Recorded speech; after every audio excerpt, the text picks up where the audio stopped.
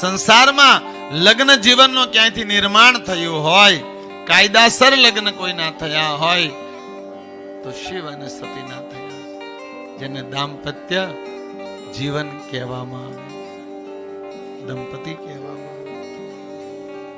કારણ કે પોતાના વર્ણ સાથે જ વિવાહ થઈ શકે.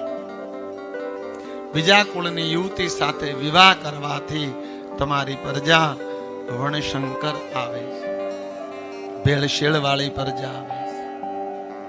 અને ભેળસેળ વાળી પ્રજા દુનિયાને બધાને ખબર છે કે જેને વિચારોથી ભ્રષ્ટ માનવામાં આવે છે. આજે આપણે કહીએ ને કળિયુગ વાપી ગયો છે, કળિયુગ વધી ગયો છે, પણ આ કળિયુગ લાવ્યું કોણ?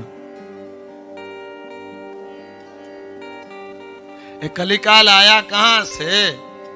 आपके वर्तन से, आपके रहनी से, आपके जीवन के आधार से तो आया.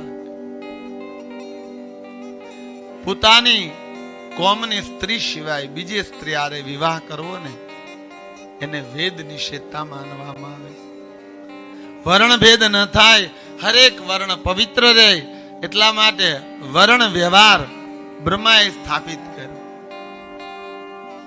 જે સૃષ્ટિમાં બંધારણ જાજો સમય ભેળસેળ વાળી સૃષ્ટિ ન થાય. પણ વર્તમાન બગડી ગયું એનું કારણ છે આજ શાયદ 99% ઠેકાણા નથી વિવાહના.